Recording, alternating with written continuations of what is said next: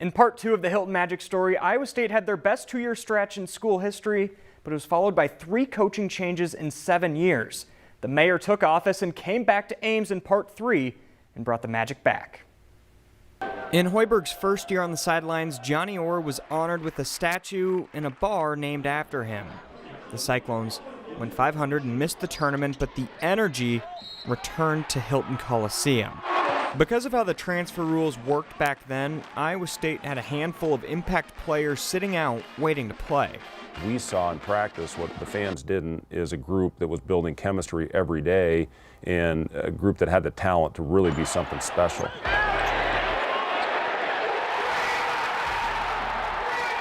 The Cyclones returned to the tournament for the first time in 6 seasons and then did it again the next year.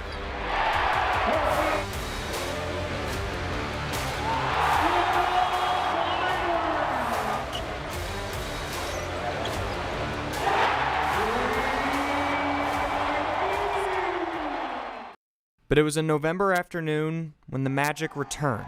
With number 7 Michigan, his old team in town, Orr walked onto the Hilton court for one last time. Orr died a week later. The one last time, to see the band play Here's Johnny was just such a cool experience. And, I just kind of stood in the sideline and soaked it all in. Oh man, if you didn't get chills down your spine in that moment, you're just not alive. My first year in the NBA with the Pacers, All-Star break came around, and a lot of times players will go home or they'll go on these, nice vacations, go to Vegas, maybe go to a Caribbean island. My wife and I went down and spent that first All-Star break with Coach Orr and with Rami, and that's the relationship that he and I had, and he just was such a special person, and certainly the reason I'm where I am today. I didn't know at that moment how special Iowa State was going to be in my career. I was only a sophomore, and when I look back on that moment, it was so special. Before that he passed, he got to see that, Cyclone basketball was in a great place and that it was trending in the right direction.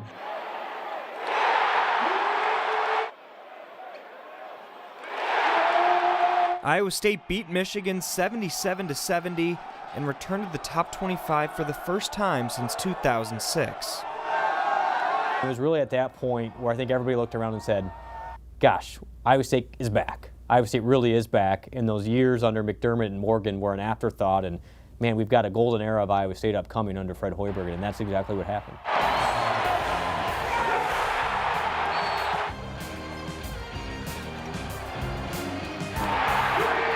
ISU got off to a 14-0 start, the best in school history, and lost just one game at home, setting up senior day with Marcus Smart and Oklahoma State in town. Oklahoma State led by as much as 16 in the second half. Big 12 Player of the Year, Melvin Ejim, had fouled out, and things were looking dire.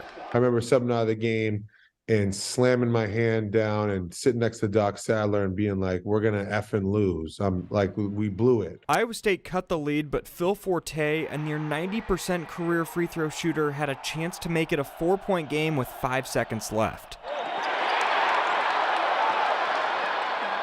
When you see that ball leaving his fingertips, that thing's going in. There's just no doubt in your mind that's going in, and I'll bet the Oklahoma State players felt that way too. Long, he's going to fire for the tie! Good! Nice Long does it again! Are you kidding me? And I was so happy. I tell Naz all the time, I feel like he saved my senior night because he made an unbelievable shot, and those guys went on to carry out the game and win the game and really cap off an incredible 4 years for me. ISU went on to win the Big 12 tournament and go to the Sweet 16 for the first time since 2000. The next season, Iowa State lost just once at home, and it was senior night when the Magic showed up big time. Buddy Hield made a jumper to put OU up by 20, but Isaiah Cousins got a technical foul that changed everything. Iowa State's down 18 points. And yet, if you would ask everybody in that building, they're like, we still got a chance here. Once it starts going, it's just very hard for that other team. They can call all the timeouts they want. You can give them unlimited timeouts. They're probably going to have a hard time squelching that run. Just 5.5 minutes later, Dustin Hogue gave Iowa State their first lead. That capped off a 23-0 run, and Iowa State beat OU, completing a 21-point comeback. I think that was the loudest I've ever heard it. They went on to win another Big 12 championship, but in Fred Hoiberg's last game, ISU lost to the 14-seed UAB. Hoiberg watch is officially over now as Fred Hoiberg is named the head coach of the Chicago Bulls this afternoon. I'm delighted to be able to call to the podium our next head coach, Steve Prohm. The Prohm era started strong with a Sweet 16 and 2 Big 12 championships. The tenure didn't end well. Today, Jamie Pollard announced that total attendance for men's and women's basketball home games at Hilton Coliseum will be just over 1,300. It's less than 10% of Hilton Coliseum's capacity. That was the single hardest season I've experienced as an Iowa State person. I did some TV for those games, and it was bizarre. One, the team is awful.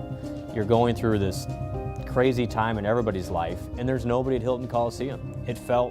It didn't feel like Hilton. It felt like just another gym, like another practice gym. When Iowa State won 2 games 3 years ago, there's not going to be a lot of magic when your best wins over Jackson State. And so, but it doesn't take long to recapture it.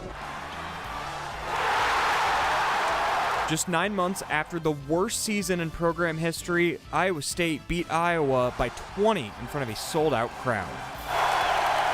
It's pretty cool. I love this place. I love being here, and being home with 14,500 of your family members and being on this journey together is, I don't know how I could be any luckier. Otzelberger and the Cyclones went from 2 to 22 wins, the largest single-season turnaround in college basketball history, and returned to the Sweet 16. In 2023, 3 top 10 teams came to Hilton in 3 weeks. All of them lost. What I see right now with Hilton Coliseum, I'm proud. And I still follow the team, and I watch the team all the time, and nobody cheers harder for them than I do as an alumni. The Cyclones hit a February skid and lost 3 of their last 4 home games, but the magic isn't going anywhere. The acoustics and the energy and the passion of the Cyclone fan base will not change. So as long as that building is in the same place with the same basics, nuts and bolts of it, it's not going to matter. It's always going to be Hilton Magic.